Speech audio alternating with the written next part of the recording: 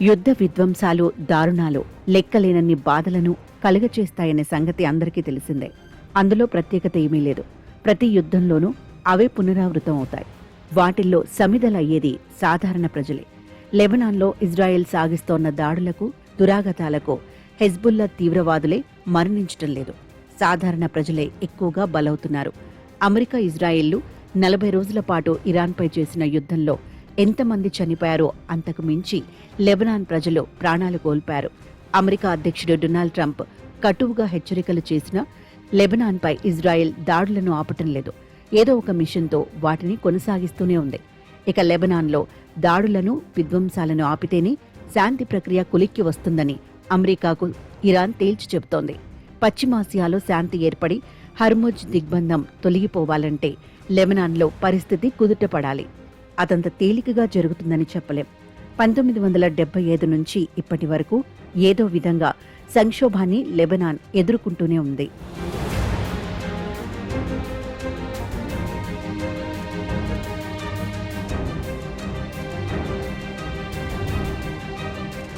Lebanon చాలా చిన్న దేశం. చమురు వనరులు పెద్దగా లేవు. ఆ దేశ ఉత్తరాది సరిహద్దు నుంచి దక్షిణాదికి మధ్య దూరం 217 కిలోమీటర్లు మాత్రమే ఉంటుంది. ఇక తూర్పు పశ్చిమాల మధ్య దూరం మరీ తక్కువ, 32 నుంచి 88 కిలోమీటర్ల మధ్య ఉంటుంది. మొత్తంగా దేశ విస్తీర్ణమే 10,452 చదరపు కిలోమీటర్లు మాత్రమే. అంటే హైదరాబాద్ మెట్రోపాలిటన్ డెవలప్మెంట్ అథారిటీ పరిధికి సమానంగా లెబనాన్ విస్తీర్ణం ఉంటుంది. జనాభా 58 నుంచి 60 లక్షల లోపుగానే ఉంటుందనే అంచనాలున్నాయి. అంచనా లేనని ఎందుకు అనుకోవాల్సి వస్తుందంటే 1932 నుంచి ఇప్పటి వరకు అక్కడ జనాభాను అధికారికంగా గణించలేదు. 1932 నాటి లెక్కల ప్రకారమే ఇప్పటికీ అక్కడ చాలా వరకు పదవులు, ఉద్యోగాల పంపకాలు ఆధారపడి ఉన్నాయి. ఇంకో విచిత్రం కూడా లెబనాన్లో ఉంది. మొత్తం జనాభాలో దాదాపు 15 నుంచి 20 లక్షల మంది సిరియా, పాలస్తీనా నుంచి వచ్చిన శరణార్థులే ఉన్నారు. అంటే జనాభాలోని ప్రతి నలుగురిలో ఒకరు శరణార్థి అన్నమాట. ఈ పరిస్థితి ప్రపంచంలో మరే దేశంలోనూ లేదు. లెబనాన్ అంటే హెజ్బుల్లాలు, ఇజ్రాయెల్పై వాళ్లు ప్రయోగించే రాకెట్లు మాత్రమే కాదు, అంతకు మించిన ఘన చరిత్ర లెబనాన్కు ఉంది. తొలి లిపి అక్కడే రూపుదిద్దుకున్నదని చెప్పే చరిత్ర మనకు ఎదురవుతుంది. యూరప్కు, ఆసియాకు మధ్య శతాబ్దాల పాటు వారధిగా నిలిచింది. లెబనాన్లో అడుగుపెట్టని మహాసామ్రాజ్యం లేదు. మతహింస బాధితులందరికీ ఒకనాడు లెబనాన్ ఆశ్రయమిచ్చి అక్కున చేర్చుకునేది. అందుకే ఈనాటి విధ్వంసాలు, ప్రతి విధ్వంసాలను దాటుకుని కాస్త వెనుకకు వెళ్లి చరిత్రను చూస్తే ఎన్నో విశేషాలు, వెలుగులు కనపడతాయి.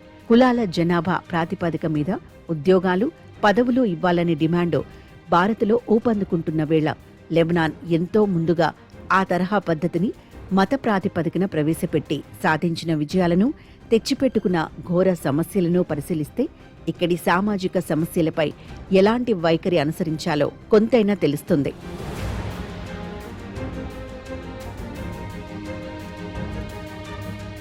పశ్చిమాసియాలో ఒకప్పుడు 1950-60లో లెబనాన్ చాలా వాటిల్లో ముందుండేది. బహుళ పార్టీ రాజకీయ వ్యవస్థతో పశ్చిమాసియాలో ఇజ్రాయెల్ తర్వాత ప్రజాస్వామ్యాన్ని కలిగిన దేశంగా గుర్తింపు ఉండేది. అంతర్జాతీయ బ్యాంకింగ్ వ్యవస్థకు కీలక దేశంగా రూపుదాల్చింది. దీంతో పాటు వినోద రంగం, ప్రసార మాధ్యమ రంగం, పర్యాటక రంగం బాగా అభివృద్ధి అయింది. విదేశీ పెట్టుబడులకు ఎలాంటి ఆటంకం ఉండేది కాదు. పశ్చిమాసియాలో మిగులు ధనమంతా బీరూట్ బ్యాంకుల్లోకే ప్రవహించేది. పన్నులు సరళంగా ఉండటం పెట్టుబడులను బాగా ఆకర్షించడానికి తోడ్పడింది. తలసరి ఆదాయంలో లెబనాన్ 1950లో పశ్చిమాసియాలో బాగా ముందుండేది. 1970ల మధ్యకు వచ్చేసరికి ఇదంతా మారిపోయింది. ఒకప్పుడు అన్ని మతాలకు రాజకీయ పదవుల్లో, ఉద్యోగాల్లో ప్రాతినిధ్యం కల్పించడానికి ఏర్పాటైన వ్యవస్థ కాలక్రమంలో మతతత్వ ఆలోచనలు బలపడటానికి దోహదం చేసింది. జాతీయ భావన అట్టడుగుకు వెళ్లిపోయి మత, తెగ పక్షపాత ఆలోచనలు, ప్రయోజనాలే ప్రధానమయ్యాయి. లెబనాన్లో ప్రధానంగా 18 మత సమూహాలను గుర్తించారు. జనాభాలో వాటి సంఖ్యను బట్టి రాజకీయాధికారంలో ప్రాతినిధ్యం కల్పించారు. జనాభాను మత వర్గాల వారీగా చూసి ఆ వర్గాల వారీగా అధికారాన్ని కొంతవరకు విభజించటం లెబనాన్పై ఫ్రెంచ్ నియంత్రణ ఉన్న కాలంలోనే మొదలైంది. వలస దేశాల్లో ప్రజలను విభజించి పాలించే పద్ధతిని బ్రిటిష్ పాలకులతో పాటు ఫ్రెంచ్ పాలకులు పాటించారు. మతపరమైన విభజనలను అపనమ్మకాలను తొలగించే రీతిలో కాకుండా అవి మరింత బలపడేలా విధానాలను రూపొందించారు. లెబనాన్కు 1943లో స్వాతంత్ర్యం లభించింది. అప్పుడే పెద్ద మనుషుల ఒప్పందం లాంటిదే కుదుర్చుకొని మతవర్గాల వారీగా అధికారం కట్టబెట్టే విధానానికి సంపూర్ణ రాజ్యాంగబద్ధతను కల్పించారు.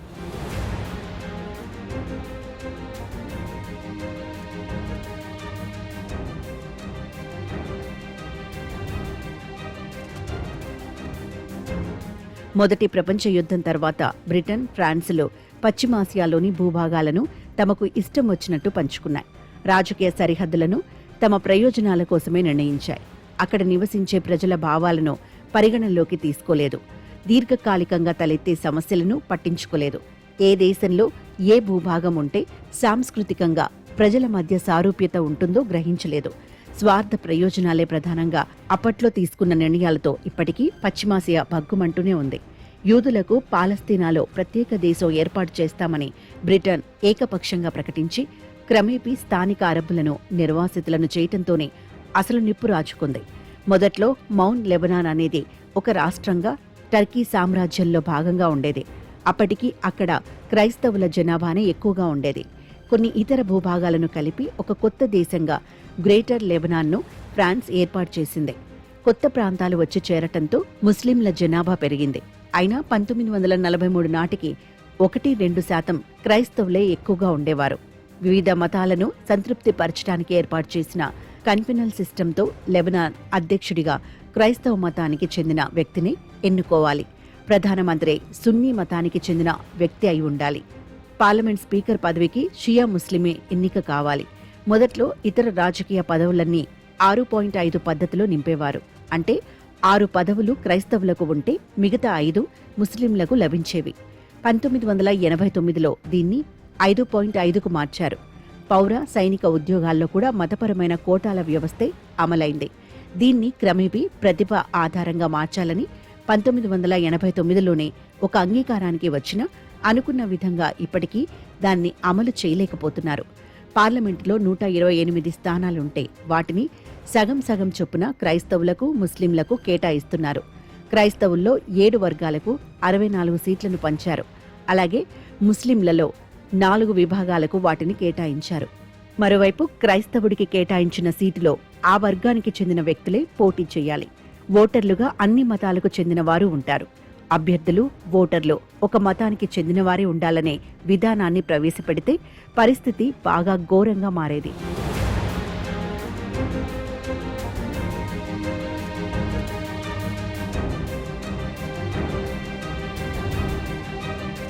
పదవులను, ఉద్యోగాలను మతపరమైన కోటాలతో నింపటం మొదలైన తర్వాత అన్నీ మతం చుట్టూనే తిరగటం మొదలైంది.